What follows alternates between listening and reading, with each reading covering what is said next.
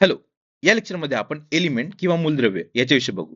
तर आपण जेव्हा सिलेबस बघितला होता त्याच्यामध्ये आपण ह्या एलिमेंट्सला निसर्गाचा कच्चा माल म्हटलं होतं किंवा नेचर्स रॉ मटेरियल म्हटलं होतं. ठीक आहे. आता तसं का म्हटलं होतं ते पुढे बघू. पण त्याच्या अगोदर आपण मागच्या लेक्चरमध्ये काय झालं त्याचे एकदा रिवाइज करून घेऊ. तर आपण मागच्या लेक्चरमध्ये काय मॅटर बघितला होता. मॅटरचे दोन क्लासिफिकेशन बघितले होते. पहिलं म्हणजे कोणतं फिजिकल क्लासिफिकेशन, दुसरं कोणतं होतं केमिकल. आता फिजिकल क्लासिफिकेशन मध्ये आपण काय बघितलं होतं मेटल सॉरी सॉरी काय सॉलिड लिक्विड आणि गॅस सोबतच आणखी दोन होते प्लाझ्मा आणि बोस आइन्स्टाईन कंडेन्सेट. ठीक आहे. असे पाच बघितले होते. त्यासोबत आपण टेम्परेचरचं कन्वर्जन बघितलं होतं. गॅस पासून लिक्विड कसं होतं, लिक्विड पासून सॉलिड कसं होतं ते बघितलेलं. परत त्याचं उलट पण बघितलेलं. ठीक आहे. हे सगळं आपण फिजिकल मध्ये बघितलं. त्यानंतर केमिकल पण बघितलं होतं. केमिकल मध्ये तीन प्रकार होते. कोणते? एलिमेंट्स, दुसरं मेटल सॉरी एलिमेंट्स यार काय विसरतो मी. एलिमेंट्स, कंपाऊंड्स आणि मिक्सचर. ठीक आहे. असे हे तीन होते. कशामध्ये? केमिकलमध्ये. आता हे जे एलिमेंट्स आहेत, ह्या एलिमेंटचे पण प्रकार आहेत. मेटल्स, नॉन मेटल्स आणि मेटलॉइड्स. तर हे जे तीन प्रकार आहेत हे आज बघू. ठीक आहे. आता हे एलिमेंट्स आहेत. एलिमेंट्सला आपण काल काय म्हटलं होतं, की जे एकदम छोटे छोटे पार्टिकल्स आहेत, जे ऍटम्स आहेत, ते ऍटम्स जेव्हा एकत्र येतात एकाच प्रकारचे, दोन प्रकारचे पण येऊ शकतात, तर त्याला आपण काय म्हणतात? कंपाऊंड म्हणतो. पण जे एकाच प्रकारचे जर एलिमेंट्स असतील, सॉरी एकाच प्रकारचे जर ऍटम जवळ आले असतील, तर ते काय आहे? एलिमेंट्स आहेत. तर असे एलिमेंट्स जगात किती आहेत? जगात फक्त 118 एलिमेंट्स आहेत. ह्या 118 एलिमेंट्स पासूनच पूर्ण जग, टोटल पूर्ण जग 118 एलिमेंट्स मध्येच सामावलेलं आहे. ठीक आहे. तुमचं पूर्ण बॉडी ह्या 118 एलिमेंट्स मध्येच असणार आहे. इव्हन तुम्ही फोन घेताय म्हणजे तुमचा मोबाईल आहे, तर तुमच्या मोबाईलमध्ये जवळपास 40च्या वरती हे 118 पैकी 40च्या वरती एलिमेंट्स आहेत. ग्लास वगैरे सगळं सगळं 118 मध्येच आहे. ठीक आहे. म्हणून म्हणून मी याला निसर्गाचा कच्चा माल म्हटलं होतं. ठीक आहे. आलं लक्षात?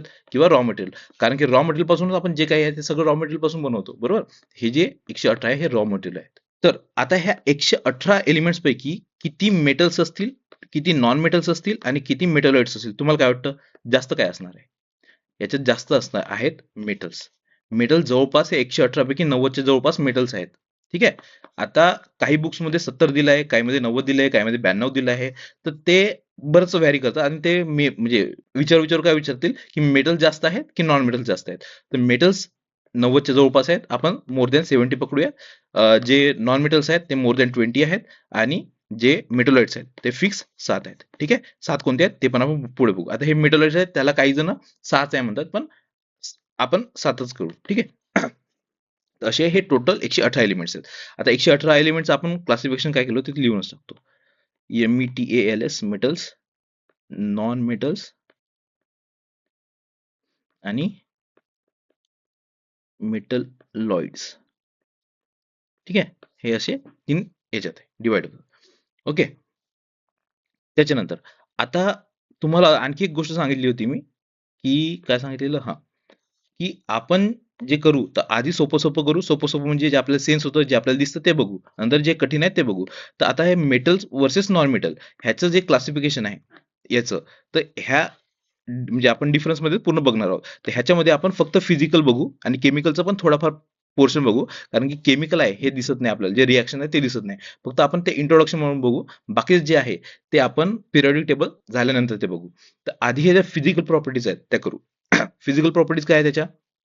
सगळ्यात पहिले फिजिकल स्टेट. फिजिकल स्टेट म्हणजे काय? सॉलिड, लिक्विड, गॅस जे काही आहे ते आपण बघितलेलं ते. आता मेटल्स आहेत. मेटलचे एक्झाम्पल आपल्याला माहित आहेत बरेचसे आणि बरेचसे आपल्याला माहित पण नाही. जसं आता माझा तरी कॉमन सेन्स आधी असा होता, की सोडियम आहे किंवा पोटॅशियम आहे. तर ह्या गोष्टी आहेत त्या नॉन मेटल्स असतील. पण ॲक्चुअली ते मेटल्स आहेत. ठीक आहे. आता मेटल्स काय असतात? जे इलेक्ट्रॉन देतात ते मेटल्स आहेत. ते धातू आहेत. कळलं? हां. तर हे केमिकल झाली प्रॉपर्टी, ते आपण नंतर बघणार आहोत. आता फिजिकल बघू. फिजिकलमध्ये सॉलिड, लिक्विड, गॅस. तर मेटल्स आहेत मोस्टली जवळपास सगळेच्या सगळे मेटल्स आहेत ते सॉलिड असतात. ठीक आहे. पण त्याला एक्सेप्शन आहे. काय एक्सेप्शन आहे? की मर्क्युरी आणि गॅलियम हे दोन मेटल्स आहेत ते लिक्विड स्टेटमध्ये आहेत. आणखी एक गोष्ट लक्षात ठेवायची, की गॅसियस कोणतंच नाहीये. ठीक आहे. कोणतंच मेटल गॅसमध्ये नाहीये. म्हणजे हे रूम टेम्परेचरची गोष्ट करतोय. हे परत त्याला हीट दिल्यावर ते होतील गॅस वगैरे. त्याच्यानंतर नॉन मेटल्स आहेत. नॉन मेटल्स हे तीनही स्टेटमध्ये आढळतात at the room temperature. Solid, liquid, gas. पण इथे एक ट्रिक आहे, की जो लिक्विड आहे तर लिक्विड फक्त ब्रोमीन आहे. ठीक आहे. बाकी कोणतंच असं लिक्विडमध्ये नाही. बाकीचे गॅसेस आहेत नाही तर सॉलिड आहेत. ठीक आहे. आपल्याला फक्त एक्सेप्शन्स करायचे आहेत. एक्सेप्शन लक्षात राहिले की बाकीचं आपण एलिमिनेट करू शकतो. त्यानंतर लस्टर. लस्टर म्हणजे काय? चकाकी किंवा तेज. म्हणजे जर एखादी लाईट आहे, लाईट ज्याच्यावरून रिफ्लेक्ट होतो ते म्हणजे चकाकी ना. तर हे चकाकी कोणाला असते? मेटल्सला असतं. ठीक आहे. जवळपास सगळेच लस्टरच असतात. आता जे सोडियम किंवा पोटॅशियम हे जे मेटल्स आहेत ते खूप जास्त रिएक्टिव्ह आहेत. ते एअरमध्ये आलेल्या त्याची चकाकी निघून जाते, बरोबर. तर त्याला आपण एक्सेप्शन म्हणू शकत नाही, कारण की ते ऍक्च्युली लस्टरच असतात. पण ते रिॲक्ट झाल्यावर त्यांचं लस्टर चाललं जातं. ठीक आहे. त्याच्यानंतर जे नॉन मेटल्स आहेत ते नॉन लस्टरच असतात. म्हणजे काय त्याच्यात एक्सेप्शन काय? आयोडीन आणि डायमंड हे हे पूर्ण चकाकी असते, त्यांच्यात तेज असतो. त्याच्यानंतर हार्डनेस. हार्डनेस किती कठीण आहे किंवा किती ठिसूळ आहे ते आपण काल प्रॉपर्टीज बघितल्या होत्या सबस्टन्सच्या. तर तेच हे आहे. आता मेटल्स बघायला गेलं तर हे हार्डच असतात. फक्त काही एक्सेप्शन आहे, कोणतं? सोडियम, पोटॅशियम आणि लिथियम. आता तुम्ही बघायला गेलं तर सोडियम आणि पोटॅशियम हे जवळपास सगळीकडेच आहे एक्सेप्शन मेटल्सला. ठीक आहे. पण हे मेटल्स आहेत. मेटल्स का बरं आहेत? कारण की हे इलेक्ट्रॉन देतात. पण ह्यांचे प्रॉपर्टीज बघायला गेल्या, फिजिकल प्रॉपर्टीज बघायला गेल्या, तर ह्या मोस्टली उलट्या असतात मेटलपेक्षा. ठीक आहे. आणि इथे एक लक्षात ठेवा, हे लिथियम आहे. लिथियम आणि मर्क्युरी. मर्क्युरी हे आहे लिक्विडमध्ये असते, बरोबर. म्हणून हे हार्ड नाहीये.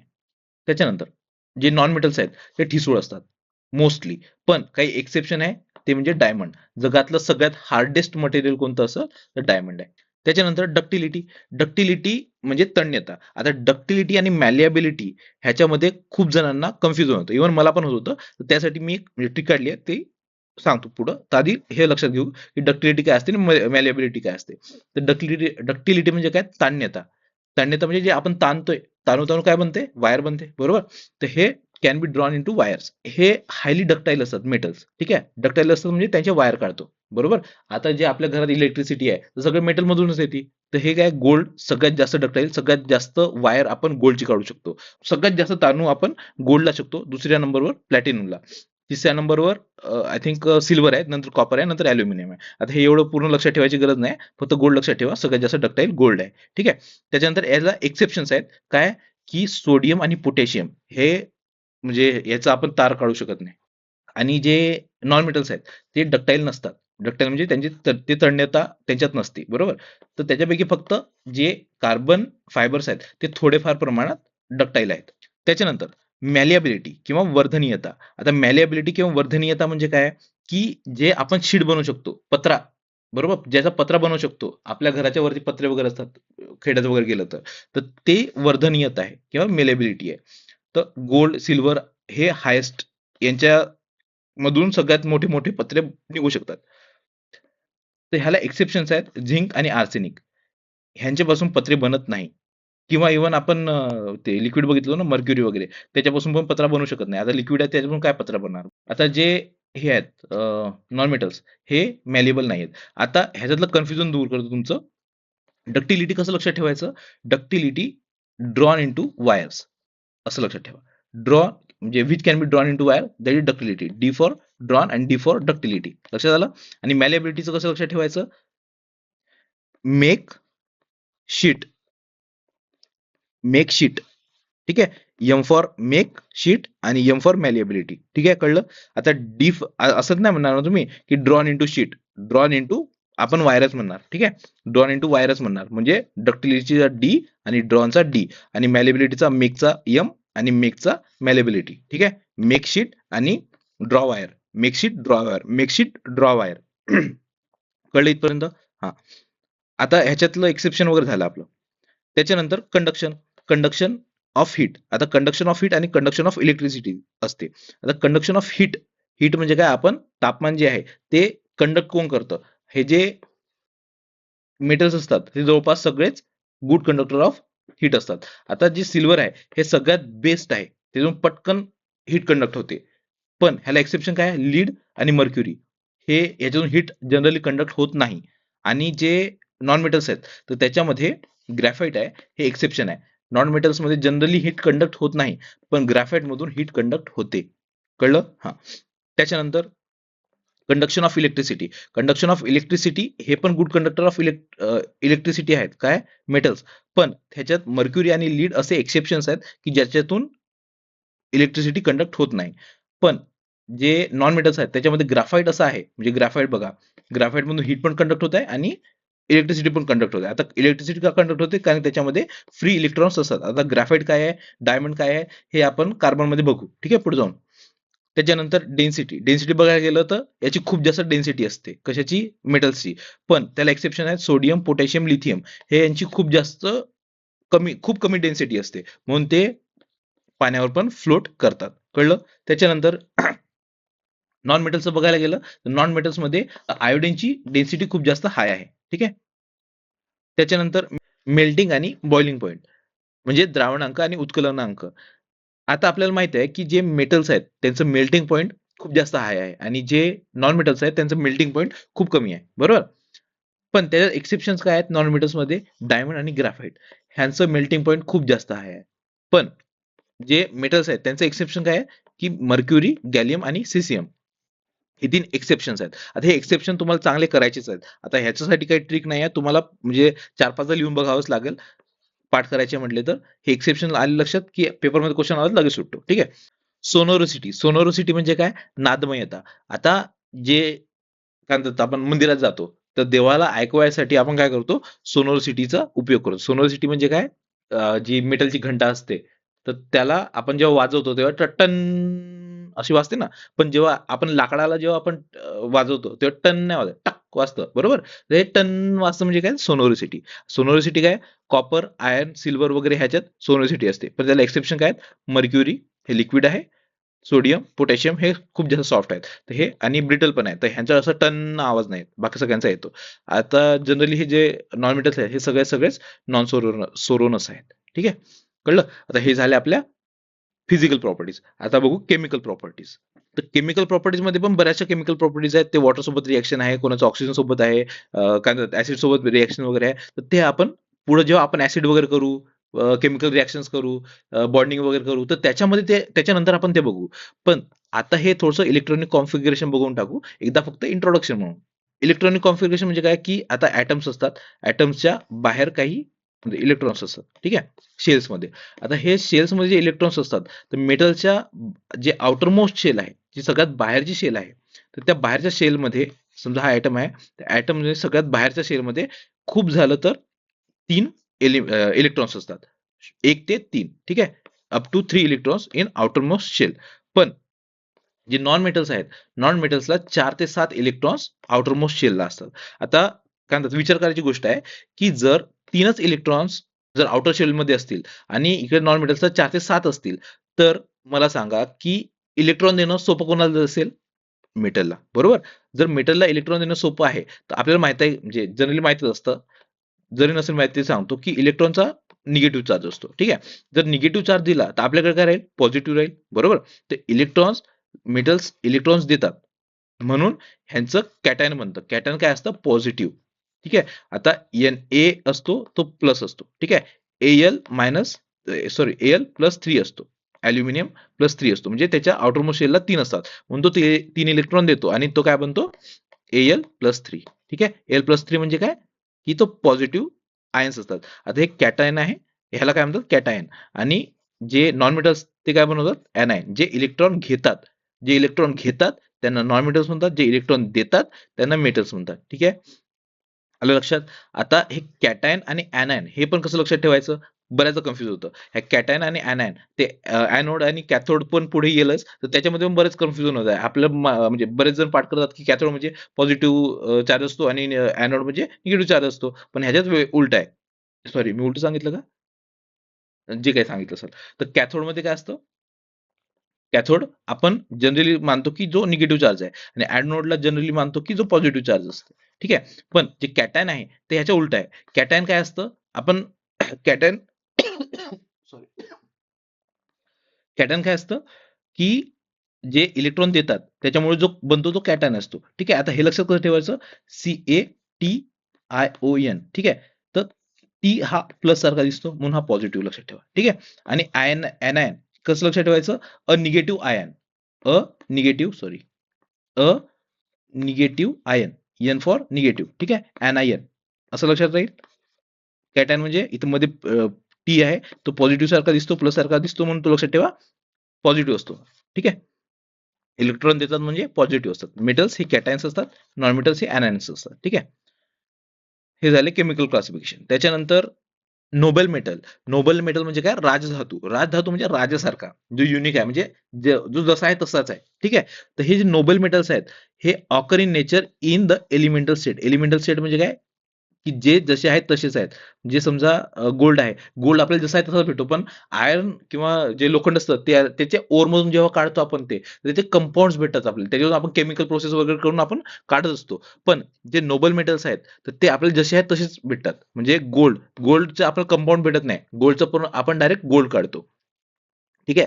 सिल्व्हर, प्लॅटिनम, पॅलेडियम आणि रोडियम हे असे जे मेटल्स आहेत, हे आहेत नोबेल मेटल्स. की हे जे आपल्याला जसे आहेत तसे भेटतात. का बरं? कारण की हे नॉन रिएक्टिव्ह असतात. म्हणजे लगेच रिएक्ट होत नाही. खूप त्यांना म्हणजे टेम्परेचर वगैरे द्यावं लागतं. त्याच्यानंतर ते रिएक्ट होतात. किंवा इथे एक हे आहे, काय म्हणतात त्याला, ॲक्वारेजिया. ॲक्वारेजियामध्ये वगैरे टाकलं तर ते रिएक्ट होतात. पण असं जनरली ते रिएक्ट होत नाही. तर ह्याच्यामध्ये गोल्ड हा कसा नोबेल मेटल आहे, पण तो थोडासा सॉफ्ट पण आहे. जर 100% पूर्ण जर प्युअर गोल्ड घेतलं, तर त्याला काय म्हणतात आपण, 24 कॅरेट सोने. ठीक आहे. 24 कॅरेट सोने आहे, हे खूप जास्त सॉफ्ट असतं. म्हणून ते जर आपण त्याचे ऑर्नामेंट किंवा दागिने बनवले, तर ते लगेच वाकणार. म्हणजे जर तुम्ही कानातले बनवता, तर ते नाकातले कधी होतील ते तुम्हाला सांगता नाही येणार. पण ते तसं होऊ नये, ते थोडेसे कठीण यावे किंवा कडक यावे, म्हणून त्याच्यात जे गोल्डस्मिथ असतात किंवा जे सोनार असतात, ते कॉपर किंवा सिल्वर टाकत असतात. ठीक आहे. आता हे कॅरेट आहे. कॅरेटचे पर्सेंटेज म्हणजे 24 कॅरेट सोनं म्हटलं तर आपण 100% सोनं असणार आहे. तर ह्याच्यापासून आपण बाकीचे पण डिराईव्ह केले आहेत. हे सिंपल मॅथ्स आहेत. पण आपण हे जर आता इथं लक्षात ठेवले, तर काय म्हणतात त्याला, पेपरमध्ये जर आलं तर एका सेकंदात प्रश्न सुटेल. तर 24 कॅरेट सोनं म्हणजे किती? 100%. 18 कॅरेट म्हणजे किती? 75%. 12 कॅरेट म्हणजे काय? 50%. म्हणजे आपल्याला सिंपल मॅथ्स आहे ना. 24%चं 100% आहे. तर 12 कॅरेटचं किती असणार आहे? किती असणार आहे? 50% ना. बरोबर? तर हे असंच मॅथ्सने हे काढलेलं आहे. ते एकदा फक्त बघून घ्या. ठीक आहे. त्याच्यानंतर हे जे नोबेल मेटल्स आहेत, त्यांची यूज काय काय आहे? की गोल्ड, सिल्वर आणि प्लॅटिनम हे आपण दागिन्यासाठी बनवतो. त्याच्यानंतर सिल्वर आहे. सिल्वर हे मेडिसिनमध्ये यूज करतात. म्हणजे किंवा त्याच्यात अँटीबॅक्टेरियल प्रॉपर्टीज वगैरे असतात. आणखी सिल्वर कुठे यूज करतात? जे काजू कतली खातो आपण. काजू कतलीचे सॉरी सॉरी हां. तर कुठं तो? हां. सिल्वर. तर सिल्वर काजू कतलीमध्ये पण असतात. त्याच्यावरचा पापुद्रा वगैरे असतो. त्याच्यानंतर प्लॅटिनम, पॅलेडियम मेटल्स हे आहेत कॅटलिस्ट म्हणून यूज करतात. कॅटलिस्ट म्हणजे काय? एखादी रिएक्शन आहे. तर रिएक्शन अजून जोरात पटकन करायची आहे. त्यासाठी त्याला काय म्हणतात? कॅटलिस्ट. तर प्लॅटिनम आणि पॅलॅडियम हे त्यासाठी यूज करतात. त्याच्यानंतर कोरोजन. सॉरी. हां. तर कोरोजन. कोरोजन म्हणजे काय? क्षरण. आता समजा हा लोखंडाचा रॉड आहे. तर लोखंडाच्या रॉडवर समजा इथं ऑक्सिजन लागला आणि याच्यावर थोडंफार पाणी आहे आणि ह्याच्यावर ऑक्सिजन लागला तर काय होईल? ह्याच्यावर एक वरती एक लाल कलरचा पापुद्रा बनलेला दिसतो. तो निघून जातो. म्हणजे काय? कोरोड होतो आपला जो आयर्न आहे. ठीक आहे. तर काही गॅसेस असतात, ते मेटल्स सोबत रिएक्ट करतात. केव्हा?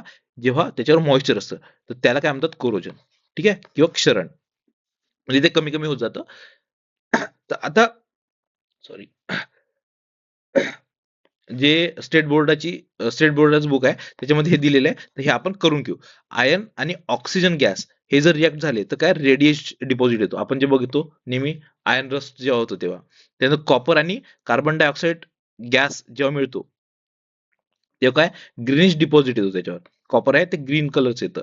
आता जे लिबर्टी, स्टॅच्यू ऑफ लिबर्टी आहे यूएसएची, तर ते कॉपर पासून बनली आहे. तर ती आधी ग्रीनिश नव्हती. आता पूर्ण ग्रीनिश झाली आहे. ग्रीन कलरची झाली आहे. ठीक आहे. का बरं? कारण की ते कॉपर पासून बनलेली आहे. त्याच्यावर कार्बन डायऑक्साइड लागू लागू ते ग्रीनिश कलरची झाली आहे. त्यानंतर सिल्वर आणि हायड्रोजन सल्फाइड गॅस आहे. ते ब्लॅकिश कलरचे डिपॉझिट क्रिएट करतात. ठीक आहे. तर हे फक्त असं एकदा लक्षात ठेवा. एमसीक्यू साठी येऊ शकतं. त्याच्यानंतर आता हे जे करोजन आहे, तर त्याच्यामुळे आपलं जर समजा आपल्याकडे मेटल आहे ते कमी कमी होत जाणार ना. ते कमी नको व्हायला, म्हणून ते प्रिव्हेंट करायसाठी आपण ऑइल, ग्रीस, वार्निश किंवा पेंट वगैरे लावतो. ते कशासाठी लावतो? कारण की त्याच्यावर मॉइश्चर येऊ नये किंवा एअर सोबत डायरेक्ट कॉन्टॅक्ट येऊ नये. बरोबर? म्हणून आपण हे लावतो आणि ते कोरड होणार नाही. सोबतच आपण काय करतो? प्लेटिंग करतो. इलेक्ट्रोप्लेटिंग म्हणतात त्याला. तर इलेक्ट्रोप्लेटिंग पुढे येणार. ते मगाशी कॅथोड एनोड सांगितलं नाही का? तर त्याच्यातच ते प्लेटिंग आहे. ठीक आहे. तर हां, तर आयर्नसाठी आपण यूज काय करतो? झिंक. हे स्टेट बोर्डामध्ये दिलंय. तर त्याच्यामुळे हे आपल्याला पाठ करणं गरजेचं आहे. काय? आयर्नचं जे काय म्हणतात त्याला, कोरोजन आहे, ते आपण कशापासून थांबवतो? झिंकपासून. ठीक आहे. त्यानंतर ॲक्वारेजिया. ॲक्वारेजिया हे सगळ्यात मोस्ट रिएक्टिव्ह लिक्विड आहे. आता जर मोस्ट रिएक्टिव्ह आहे तर लय डेंजरस असणार आहे. ठीक आहे. लय डेंजरस आहे म्हणजे काय की ह्याच्यामध्ये जे आता जे गोल्ड वगैरे सांगितलं जे रिॲक्ट करत नाही म्हटलं ते पण याच्यात रिॲक्ट करतात. ठीक आहे. तर ॲक्वा बनलं कशापासून आहे?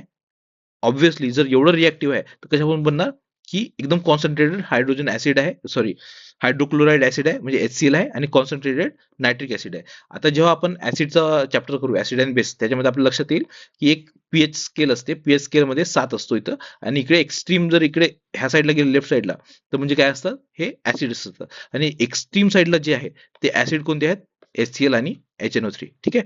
हे जर 3 आणि 3:1 प्रोपोर्शन मध्ये टाकलं तर ॲक्वा रेगिया किंवा ॲक्वारेजिया बनतं. त्यात इव्हन गोल्ड वगैरे पण रिॲक्ट करतं. ठीक आहे. डन. तर हे झाले आपले मेटल्स आणि नॉन मेटल्स. आता उरलं काय? मेटलॉइड्स. आता मेटलॉइड्स टोटल 7 आहेत. तर हे 7 कोणते आहेत हे आपण इथे ट्रिकमध्ये बघू. पण त्याच्या आधी थोडंसं बघून घेऊ मेटलॉइड्स काय, कारण की हे खूप जास्त इम्पॉर्टंट आहे. आता कम्प्युटरचा जमाना आहे आणि कम्प्युटरच्या जमान्यात मेटलॉइड शिवाय कम्प्युटर चालणारच नाही. जे सेमीकंडक्टर्स असतात ते हे मेटलॉइड्सच असतात. तर जे मेटलॉइड्स आहेत तर ह्यांच्यात मेटल्स आणि नॉन मेटल्स दोघांच्या पण प्रॉपर्टीज असतात. आपण जेव्हा पिरियडिक टेबल बघू तर पिरियडिक टेबलमध्ये आपल्याला दिसेल की इथे मेटलॉइड्स आहेत. ठीक आहे. ह्या मेटलॉइडच्या इकडचे मोस्टली म्हणजे इकडचं हायड्रोजन सोडून जवळपास सगळेच मेटल्स आहेत आणि इकडले नॉन मेटल्स आहेत. ठीक आहे. तर हे किती टोटल 7 आहे सांगितलेलं. आता ह्याच्यात मेटल लाईक प्रॉपर्टीज आहे कोणतं हे यांच्यात लश्चरस असतं म्हणजे एकदम चकाकतं ते सॉलिड असतात आणि इलेक्ट्रिसिटी कंडक्ट करू शकतात. नॉन मेटलचे प्रॉपर्टीज काय की ते हीटचे पुअर कंडक्टर आहेत म्हणजे त्याच्यातून तापमान जाऊ शकत नाही, ब्रिटल आहेत म्हणजे ठिसूळ आहेत आणि ते कोव्हॅलंट कंपाऊंड्स तयार करतात. ठीक आहे. आता कोव्हॅलंट कंपाऊंड्स वगैरे काय असतं ते पुढे बघू आपण, फक्त इथं लक्षात ठेवून घ्या. त्याच्यानंतर सेमी कंडक्टर्स. आता हे जे आहेत मेटलॉइड्स हे असतात सेमीकंडक्टर. सेमीकंडक्टर म्हणजे काय की ऍज अ इन्सुलेटर पण यूज करतात आणि ऍज अ कंडक्टर पण. इन्सुलेटर कधी ते यूज होतात जेव्हा ते लो टेम्परेचर असतात तेव्हा. पण जेव्हा कंडक्टर कंडक्टर म्हणजे ज्याच्यातून इलेक्ट्रिसिटी कधी कंडक्ट होते जेव्हा टेम्परेचर जास्त असतं किंवा त्याच्यात इम्प्युरिटीज वगैरे काही ऍड केल्या तर. आपल्या मोबाईलमध्ये चिप आहेत त्याच्यामध्ये सेमी कंडक्टरच यूज केलेला आहे. याच्याशिवाय आपला मोबाईलच नाही आहे. ठीक आहे. म्हणून हे खूप जास्त इम्पॉर्टंट आहे. त्याच्यानंतर आता हे 7 धातू सदृश किंवा मेटलॉइड्स आहेत. ते कोणते आहेत ते बघू. हे पाठ करू. याच्यावर PYQ पण आहे. ते मी टेलिग्रामच्या चॅनलवर टाकलेलं आहे. आता @MPSC PLUS UPSC हा टेलिग्रामच्या चॅनलला जॉईन करून ठेवा. तुम्हाला तिथं खूप सारे अपडेट्स भेटतील. ठीक आहे. तर हे 7 मेटलॉइड्स आहेत. कोणते कोणते आहेत? Boron, silicon, germanium, arsenic, antimony, टेरियम आणि पोलोनियम. आता हे लक्षात कसं ठेवायचे? हे यासाठी एक ट्रिक बनवली आहे. BC गॅस सब टेपो. काय? BC गॅस सब टेपो. आता बी म्हणजे काय? बोरॉन. तो फॉर्म त्याचा सिम्बॉल पण तोच आहे. SC म्हणजे काय? सिलिकॉन. त्याचा सिम्बॉल पण तोच आहे. ठीक आहे. जर्मेनियमचा सिम्बॉल GE आहे. आर्सेनिकचा सिम्बॉल AS आहे. ठीक आहे. तर सेमच आहे. म्हणून आपल्याला इथपर्यंत सगळं लक्षात राहील. फक्त इथं लक्षात ठेवायची गोष्ट कोणती आहे? अँटीमनी. अँटीमनीचा सिम्बॉल आहे SB. आता मी तुम्हाला मागच्या लेक्चरमध्ये सांगितलं होतं की सॉरी सॉरी हा, तर मागच्या लेक्चरमध्ये काय सांगितलं होतं की असे काही एलिमेंट्स आहेत की त्यांचे सिम्बॉल्स आहेत ते थोडेसे वेगळे आहेत. ते लॅटिन किंवा जर्मन जे नाव आहेत त्यांच्यावरून घेतले आहेत. तर त्याच्यापैकी एक होतं अँटिमनी. दाखवून देतो तुम्हाला. हम्म, हे होतं ना हा. ते कुठे अँटिमनी? हा, अँटिमनी. अँटिमनीचं SB दिसतंय. तर हे तुम्हाला परत एकदा बघून घ्या. तर अँटिमनी SB हे काय आहे? काय आहे? मेटॉलाइट. ठीक आहे. हम्म. त्याच्यानंतर टे टी म्हणजे काय? टेलेरियम आणि PO म्हणजे काय? पोलोनियम. आता काही जण म्हणतात पोलोनियम हे नाहीये मेटॉलाइट, काही जण म्हणतात आहे. तर आपण आहे पकडून चालू आणि हे टोटल 7 आहे असं लक्षात ठेवू. कोणते? Boron, silicon, germanium, arsenic, antimony, tellurium आणि पोलोनियम. ट्रिक काय आहे? BC गॅस सब टेपो. BC गॅस सब टेपो. ठीक आहे. डन. तर हे झाले आपले मेटल्स, नॉन मेटल्स आणि non metal sorry metals, non metals आणि मेटलॉइड्स. डन. हा, तर असे आपले एलिमेंट्सचा चॅप्टर संपला आहे. आता नेक्स्ट चॅप्टर मध्ये भेटू. ठीक आहे. चलो फिर बाय बाय.